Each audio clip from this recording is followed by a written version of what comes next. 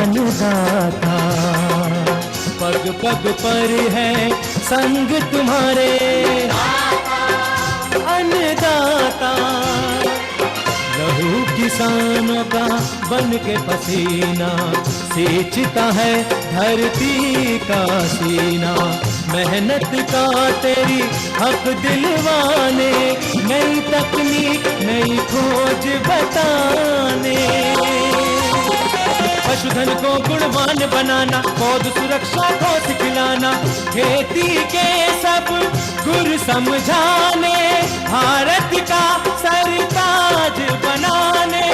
आठों पहर है संग तुम्हारे अन्नदाता अन्नदाता।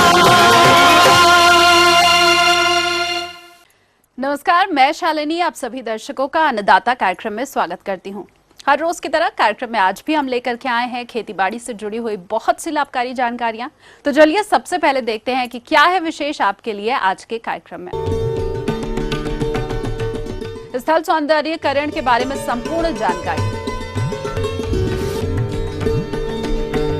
गेंदा से अधिक उपज पाने के लिए कैसे करें रोपण,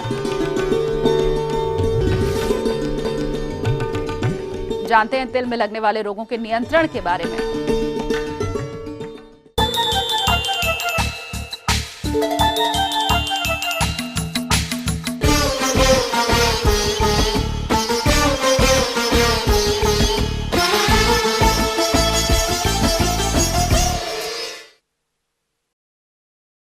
आज के इस आधुनिक युग में लोगों का रुझान शहरीकरण, मशीनीकरण की तरफ बढ़ रहा है, जिसके परिणाम स्वरूप जंगलों का क्षेत्रफल घट रहा है तथा फैक्ट्रियों और मशीनीकरण के कारण हमारी भूमि भी दूषित हो रही है। इसीलिए वातावरण के संतुलन और भूमि का हम किस प्रकार से सौंदर्यीकरण कर सकते हैं, आइए जानते हैं डॉक्टर यशवंतराव परमार औद्योगिकी एवं वानिकी विश्वविद्यालय नैनी सोलन के फार्म मैनेजर नरेश भाटिया से।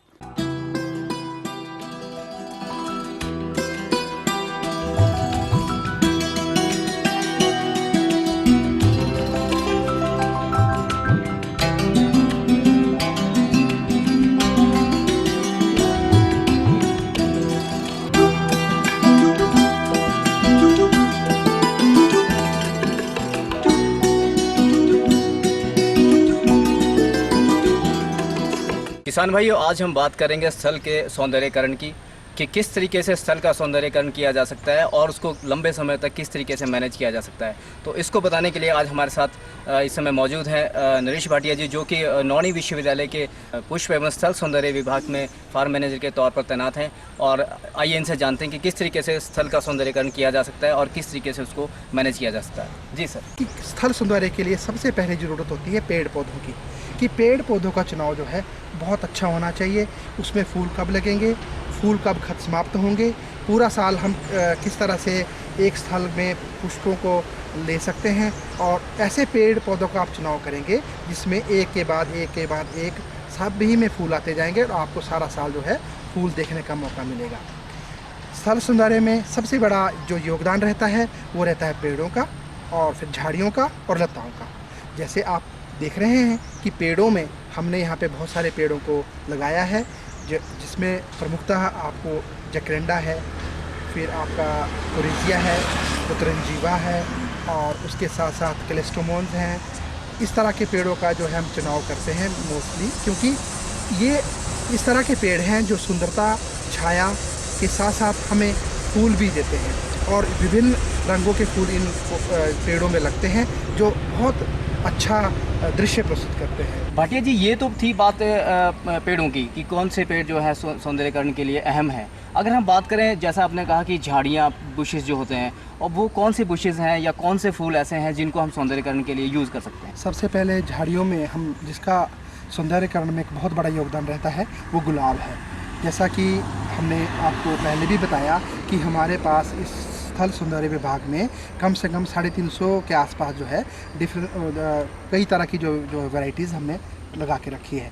तो गुलाब के विभिन्न तरह के गुलाब जो है हम सौंदर्यकरण में यूज़ कर सकते हैं, जिसमें से आप देखेंगे इसमें भी क्लाइंबर्स होते हैं, इसमें मिनिएचर रोज़ होता है, इसमें आपका हाइब्रिडीज़ होते हैं। तो इसमें विभिन्न तरह के जो है विभिन्न किस्मों के जो है रोजेज़ हम लगा सकते हैं झाड़ियों में।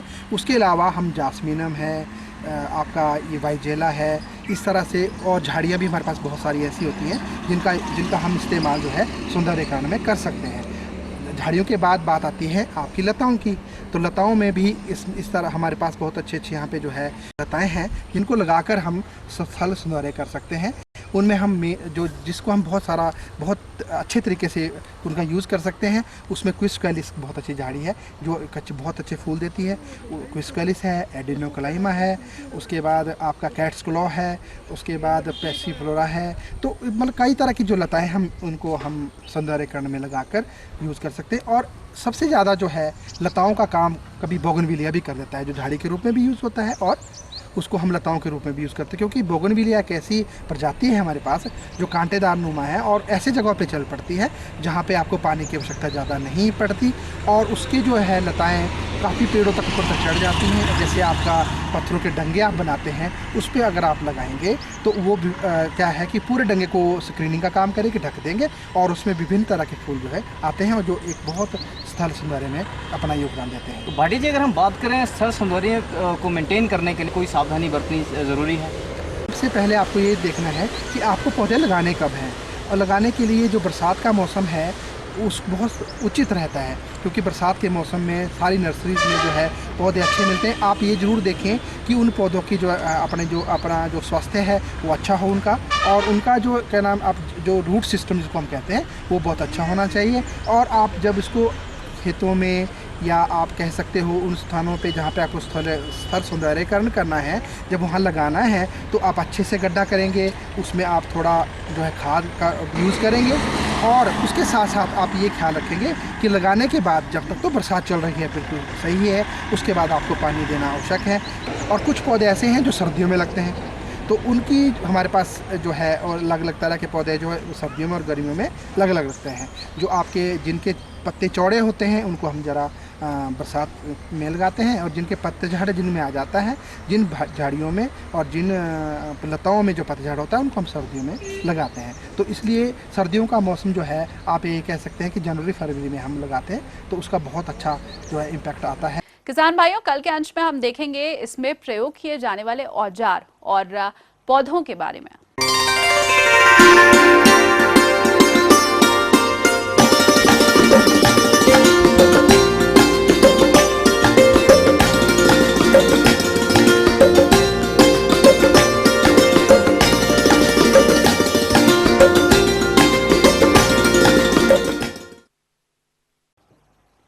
हमारे जिन किसान भाइयों ने गेंदे की नर्सरी समय से डाली होगी वो अभी रोपाई योग्य तैयार होगी।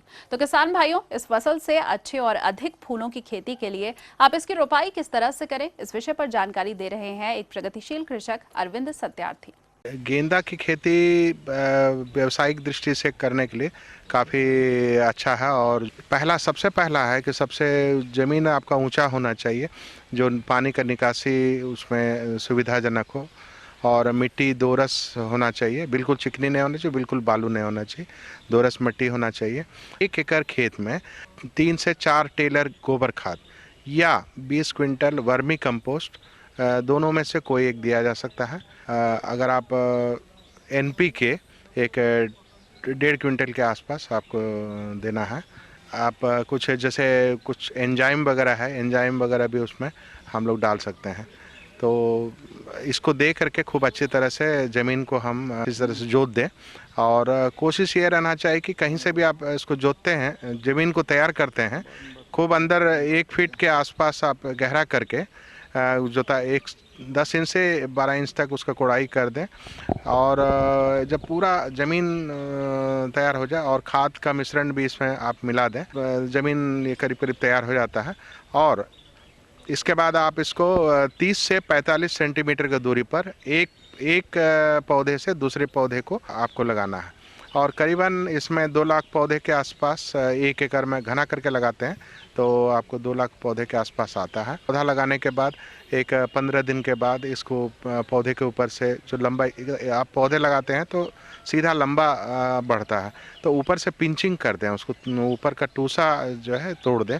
उससे क्या होगा, एक डाल से 4 डाल निकलेगा। फिर एक बार पिंचिंग फिर एक 10 दिन में कर दें तो उससे 4 से 8 हो जाएगा। इस तरह से आपका जितना ज़्यादा डाल होगा, एक बार 2 बार 3 बार तक आप इसको पिंचिंग कर सकते हैं। इसके बाद बीच हर 20 दिन के बाद या 25 दिन के बाद अगर जंगल उंगल होता है, निकाई कोड़ाई, उसको जो मोथा है, जंगल है, वो सब निकाल दें। इसके बाद अगर आपको लगता है कि कुछ इसमें खास करके बीमारी कुछ लाल मकड़ी का बीमारी कीट है जो लगता है, तो इसमें आप जो साधारण जो अपने पास मिलता है रोगर, उसका इस्तेमाल करने से 2 ml प्रति लीटर पानी में देके छिड़काव अगर करते हैं तो काफ़ी अच्छा होता है। और छिड़काव जब भी करें, शाम के टाइम में या सुबह के समय करें। ये 2 महीने 2.5 महीने में आपका फूल तैयार होने लगता है और करीबन एक पौधे से 2 किलो के आसपास आप फूल ले सकते हैं। किसान भाइयों, अभी आपने एक किसान के अनुभव को सुना। इस विषय पर विस्तृत जानकारी के लिए आइए मिलते हैं एक विषय विशेषज्ञ से। तो किसान भाई जब गेंदा की खेती प्रारंभ करते हैं तो उसमें जो है हम लोग सबसे पहले देखते हैं कि खेत का चुनाव जो है कैसे करें। तो उस खेत का हम लोग चुनाव करते हैं जहाँ पे कि जो है जल जमाव वहाँ पे नहीं होना चाहिए और उसका जो खेत की मिट्टी जो है वह हमारा दोमट होना चाहिए। दोमट मिट्टी में हमारा जो है अच्छे ढंग से खेती हो सकता है। खेत की तैयारी के लिए जो है हम लोग जो है 2-3 बार जो है 2-3 चास उसकी जो है जुताई कर देते हैं, मिट्टी को भुरभुरा बना देते हैं।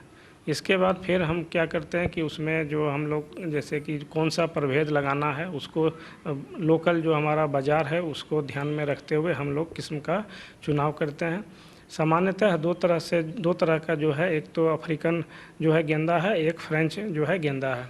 अफ्रीकन में हमारा जो है वो बड़ा उसकी पौधे जो है थोड़े बड़े होते हैं और फूल जो है बड़ा बड़ा होता है, और फ्रेंच में जो है उसकी पौधे की जो है ऊंचाई थोड़ी कम होती है लेकिन फूल बहुत ज़्यादा आते हैं और छोटे छोटे हैं। तो माला बनाने के लिए जो है इसका बहुत अच्छा उपयोग हो सकता है। तो लोकल जो मार्केट है, बाज़ार है, उसके मांग के अनुरूप जो है किस्म का किसान भाई चुनाव कर सकते हैं। इसमें पूसा बसंती है, पूसा नारंगी है, ये सभी जो है प्रभेद मुख्य रूप से बिकते हैं। इसके बाद जब हम जो है खेती करने जाते हैं तो सर्वप्रथम खाद और उर्वरक की जो है बात आती है। तो 120 kg नाइट्रोजन, 60 जो है पोटास और 60 जो है पोटासियम जो है NPK 120, 60 और 60 का हम लोग जो है रेशियो में देते हैं खेत में। इसमें जो है पोटास, फास्फोरस और पोटास की पूरी मात्रा जो है खेत की जुताई के पश्चात जो है हम लोग उसको जुताई के समय खेत में मिला देते हैं, और नाइट्रोजन की आधी मात्रा जो है वो हम लोग 30 से 40 दिन के बाद फिर जो है आधी मात्रा का जो है वो फिर 30 से 40 दिन के बाद प्रयोग करते हैं। इसके बाद फिर जब हम सिंचाई की बात करें तो आवश्यकता अनुसार खेत में जब हम देखते हैं कि सामान्यतः गर्मी के दिनों में जो है 7 दिन के अंतराल पे और फिर जो है ऐसे 15 दिन के अंतराल पे इसको सिंचाई हम लोग को जो है देना पड़ता है। इसका जो हम लोग किसान भाई जब लगाते हैं मेथड है कि कटिंग के माध्यम से भी जो है इसमें हम लोग लगा सकते हैं। लगाने के समय हम लोग स्पेसिंग पे ध्यान देते हैं कि जो पौधा से पौधा की दूरी है और पंक्ति से पंक्ति की दूरी है, और यह जो सेंटीमीटर जो है रखी जाती है। और इसमें हम लोगों को जो उपज हो जाता है प्रति हेक्टेयर के हिसाब से लगभग 80 से 100 क्विंटल जो है फूल का उत्पादन जो है पौधा से पर हेक्टेयर जो है पौधा से प्राप्त होता है। तो ये थी कुछ उपयोगी जानकारियां। अब लेंगे एक छोटा सा ब्रेक, जल्द हाजिर होंगे और कार्यक्रम में आगे आपको देंगे बहुत सी महत्वपूर्ण जानकारियां।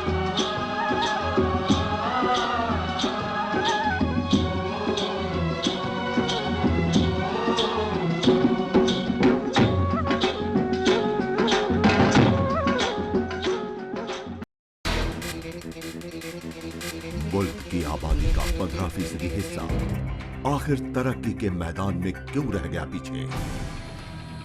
सुनहरे माजी का गवाह, लेकिन आज है पिछड़ेपन का शिकार। शिक्षा, रोजगार, तरक्की और सुरक्षा जैसे मुद्दों से आज भी है दो चार। सरकारों ने वादे तो खूब किए, लेकिन वादों से नहीं सुधरे अकलियतों के हालात।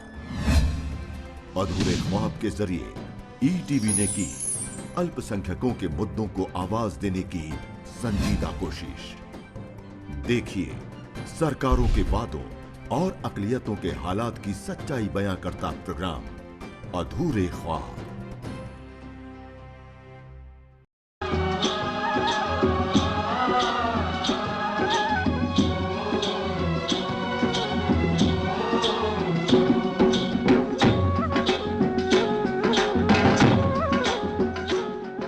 ब्रेक के बाद एक बार फिर से आप सभी दर्शकों का अन्नदाता कार्यक्रम में स्वागत है। बढ़ते हैं अगली प्रस्तुति की ओर।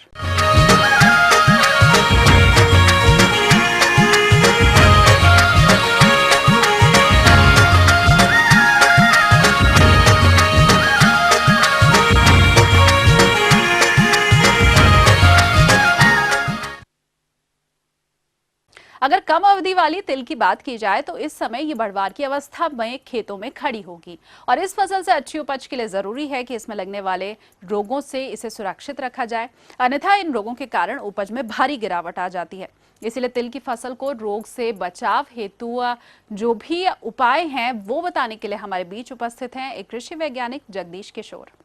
बात कर रहे हैं इसमें इस समय पर साथ ही साथ कीड़े की समस्या भी हमारे खेतों में आ चुकी है और कीड़ों में जैसा कि आप जानते हैं रोएदार कीड़ा जो भालू जिसको हम लोग कहते हैं, कहीं कहीं पर इसको घमरी भी कहते हैं, ये कीड़े का प्रकोप शुरू हो चुका है और ये कीड़ा अभी बहुत शुरुआती दौर पे है जिसको हम द्वितीय अवस्था का कीड़ा कहते हैं।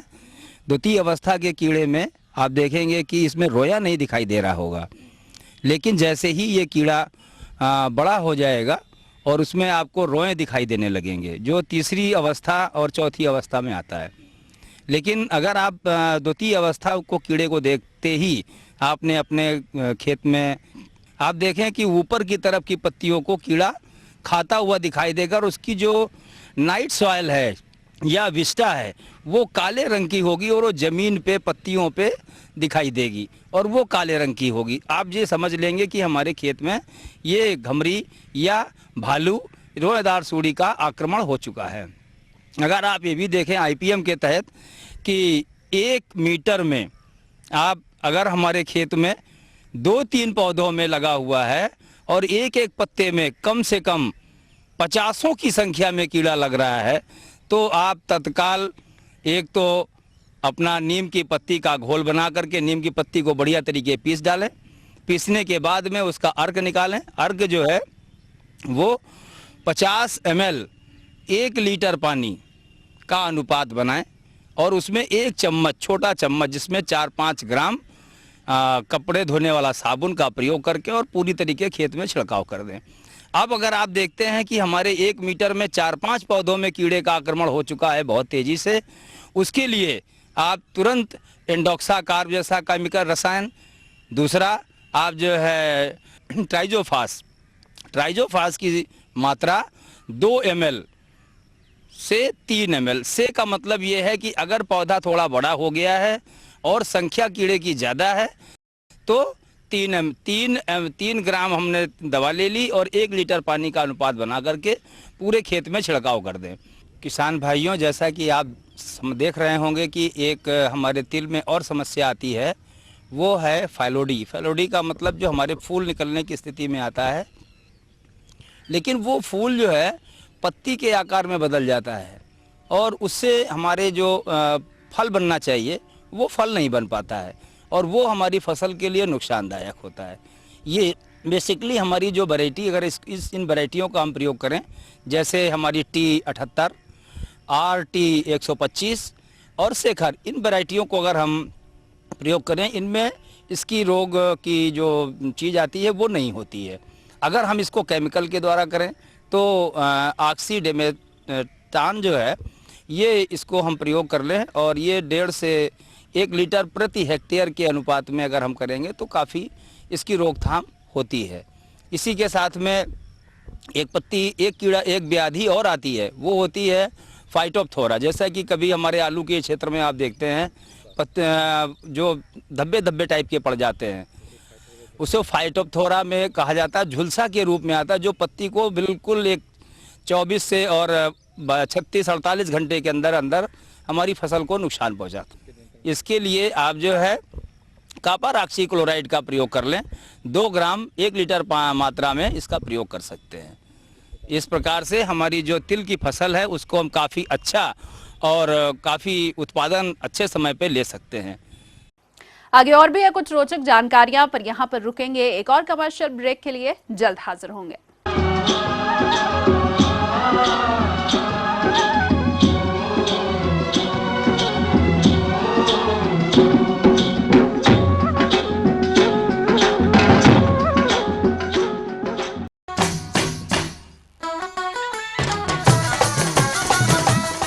बात हरियाणा की, न्याणा की, स्याणा की, गांव की हो या शहर की, मंत्री की हो या संतरी की, हर छोटी बड़ी खबर देखिए आपकी अपनी बोली में। देखिए मारी बोली मारी खबर हर रोज शाम 6 बजे।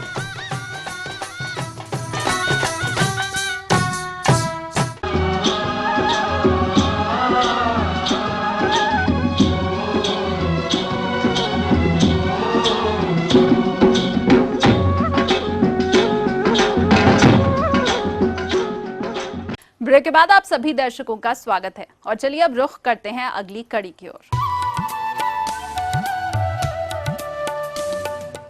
अन्नदाता हेल्पलाइन निःशुल्क फोन संपर्क सेवा के माध्यम से आपके द्वारा पूछे गए प्रश्नों में से 1 या फिर 2 महत्वपूर्ण प्रश्नों को हम अपने कार्यक्रम में शामिल करते हैं।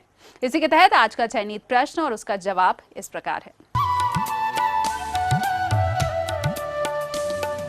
आज हम इस प्रोग्राम में बरसात में होने वाली बीमारियां और उनके क्या सावधानियां हमारे को बरतनी चाहिए और उनका किस प्रकार से निदान किया जा सकता है, इस बारे में हम चर्चा करने की आज पहल करेंगे। सबसे पहले बरसात में एक मुंह खुर की बीमारी होती है, जिससे कि जानवर के मुंह में छाले पड़ जाते हैं, पशु के पैर में जख्म हो जाते हैं और दूध की घास ना खाने की वजह से दूध में भी बहुत ज़्यादा कमी पाई जाती है और जो छोटे बच्चे होते हैं उनमें मोर्टेलिटी जो है, मृत्यु दर बहुत ज़्यादा होता है। इसके निदान के लिए अप्रैल मई में इसके वैक्सीनेशन का प्रोग्राम शेड्यूल करना होता है और गवर्नमेंट की तरफ से इसके जो टीके लगते हैं, रोकथाम के टीके, वो बिल्कुल फ्री ऑफ कॉस्ट मिलते हैं और हर डिस्पेंसरी, हर हॉस्पिटल को सरकार द्वारा एक टारगेट फिक्स किया जाता है और फ्री ऑफ कॉस्ट उनके घर में द्वार जाकर इसकी वैक्सीनेशन करते हैं ताकि इस बीमारी की आपको रोकथाम की जा सके। अगर गलती से या किन्हीं कारणों से ये बीमारी कहीं आ भी जाती है तो उसके लिए उपचार करना बहुत ज़रूरी है। इसमें थोड़ा जानवर जो है वो टेम्परेचर भी आ जाता है, उसके लिए हम एंटीबायोटिक दे सकते हैं और जो मुंह के छाले होते हैं उसमें हम पोटाशियम परमंगनेट का सलूशन, बड़ा वीक सलूशन से मुंह को धोते हैं। दिन में आप 2, 3, 4 बार धो सकते हैं मुंह को और साथ में हम एंटीबायोटिक भी देते रहते हैं और जो जानवरों के पैर के ऊपर जख्म होते हैं उसके लिए हम एंटीसेप्टिक ड्रेसिंग भी करते रहते हैं ताकि 2-4 दिन में जानवर जो है वो ठीक हो सके। और इसकी दूध की रिकवरी के लिए, क्योंकि इकोनॉमिक लॉस बहुत ज़्यादा होता है, दूध की कमी बिल्कुल बहुत 0 लेवल पे आ जाती है, इसको उस पोटेंशियल पे लाने के लिए महीने 1.5 महीना और लग जाता है। बरसात में तकरीबन जानवरों को इफेमरल फीवर होता रहता है। इसमें बुखार, इसको गांव की भाषा में लंगड़ा बुखार बोलते हैं। इसमें क्या होता है कि बुखार, जानवर को 3-4 दिन तक बुखार रहता है और 103-104 टेम्परेचर होता है और इसमें जानवर बिल्कुल खाना छोड़ देता है। उस कंडीशन में हम इसमें थोड़ा हिमालयन वितिसा, मैक्सल्फ और टेट्रासाइक्लिन की गोलियां जो बाज़ार में आम मिल जाती हैं वो देना चाहिए और सोडा सैलिसिलेट होता है उसको भी दे देना चाहिए। और अगर डिस्पेंसरी साथ में है तो उससे डिस्पेंसरी से जो फार्मासिस्ट है या डॉक्टर है उसको बुलाना चाहिए और अगर टेम्परेचर बहुत ज़्यादा है तो उसी निदान के तहत एंटीबायोटिक का 1-2 दिन टीका लगा देना चाहिए। और ये जो इफेमरल फीवर है, ये जो बुखार है, ये सिर्फ 3 से 4 दिन ही रहता है, उसके बाद ये जानवर ऑटोमेटिकली रिकवर हो जाएगा। इस मौसम में जो जानवर के शेड हैं जहाँ वो जानवर लोग को बांधते हैं, वहाँ की साफ़ सफाई के बारे में भी बहुत ध्यान देना जरूरी है।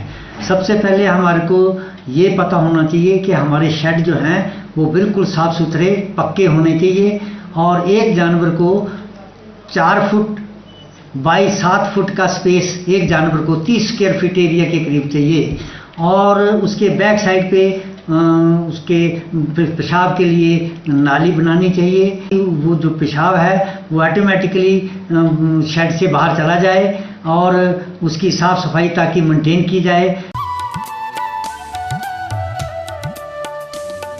लोबिया की बात की जाए तो इसकी खेती किसान भाई ऊपरवार एवं बलुई दोमट बलुई जमीन में करते हैं, परंतु लोबिया की फसल से अधिक उत्पादन हेतु आपको इसकी उन्नत प्रजातियों का चयन करने के साथ साथ सही ढंग से बुवाई करने की जरूरत होती है। लेकिन प्रायः देखा जाता है कि उचित भूमि का चयन न करके लोकल एवं घरेलू बीजों का जैसे तैसे बुवाई कर देते हैं, जिससे बीजों का जमाव ठीक ढंग से नहीं होता है और इस प्रकार की फसल में खरपतवारों की अधिकता के साथ रोगों एवं कीटों की समस्या आ जाती है। अंततः ऐसी फसल से बहुत कम उपज मिल पाती है। अतः किसान भाइयों, लोबिया की बुवाई तकनीक पर संपूर्ण जानकारी के लिए आपको मिलवाते हैं कृषि विभाग कन्नौज के डॉक्टर केपी सिंह से। इसकी बुवाई का समय हमारा जायद की रूप में हम जायद की फसल में करते हैं और इस समय खरीफ के रूप सीजन में इसकी बुवाई करते हैं। इसके लिए खेत की तैयारी के लिए 2-3 जुताई हम कल्टीवेटर से करके और पाटा लगा देते हैं या हमारा रोटावेटर आता है उससे हम एक बार जुताई करके और उसको पाटा लगा करके खेत की तैयारी कर लेते हैं।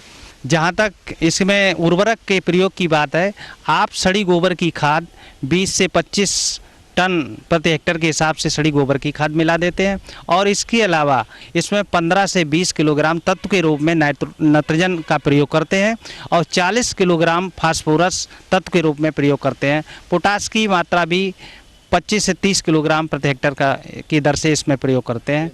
और देने की विधि में यह है, जो नाइट्रोजन हमारा है इसकी 1/2 भाग मात्रा को हम बुवाई के पूर्व अंतिम जुताई में इसको मिला देते हैं। फास्फोरस और पोटास की पूरी मात्रा को उसी समय बुवाई के पूर्व अंतिम जुताई के समय मिला करके और पाटा लगा देते हैं, तब इसकी बुवाई करते हैं। शेष बचा हुआ नाइट्रोजन हमारा 1 महीने के बाद 40 दिन 35 दिन के बीच में जब हम सिंचाई की आवश्यकता हो तब करते हैं, तब उस समय इसका प्रयोग कर देते हैं।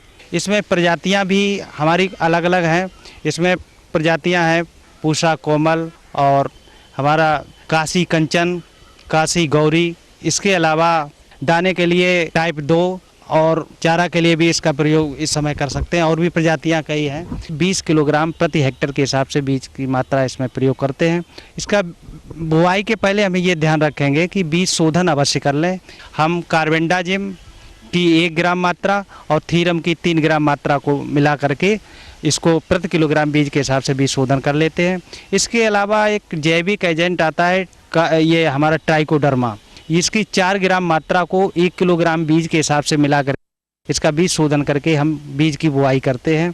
बुआई के समय जैसे ही हमारी वर्षा प्रारंभ होती है, इस समय बीज की बुआई करते हैं। बुआई की विधि में लाइन से लाइन की दूरी का विशेष ध्यान रखते हैं।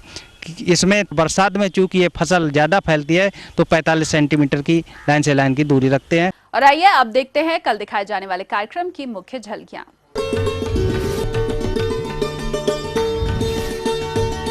स्थल सौंदर्यीकरण के बारे में संपूर्ण जानकारी। हम ये उम्मीद करते हैं कि आज का कार्यक्रम आप सभी दर्शकों के लिए उपयोगी रहा होगा। किसान भाइयों, अन्नदाता आपकी सेवा के लिए संकल्परत है। कृषि संबंधित समस्या और सुझावों के लिए आप हमें इस पते पर संपर्क कर सकते हैं। प्रोड्यूसर अन्नदाता ETV Haryana Himachal Pradesh, Ramoji film city, Hyderabad 501512। साथ ही आप हमें ईमेल भी कर सकते हैं। हमारा ईमेल आईडी है annadaata.hp@etv.co.in। इसके अलावा हमारी निःशुल्क हेल्पलाइन नंबर 1800-108-4599 पर सोमवार से शनिवार सुबह 10 से शाम 4 के बीच आप संपर्क कर सकते हैं। फिलहाल अन्नदाता की पूरी टीम को दीजिए इजाजत। कल फिर से इसी समय आपसे मुलाकात होगी कृषि संबंधित कुछ और रोचक जानकारियों के साथ। नमस्कार।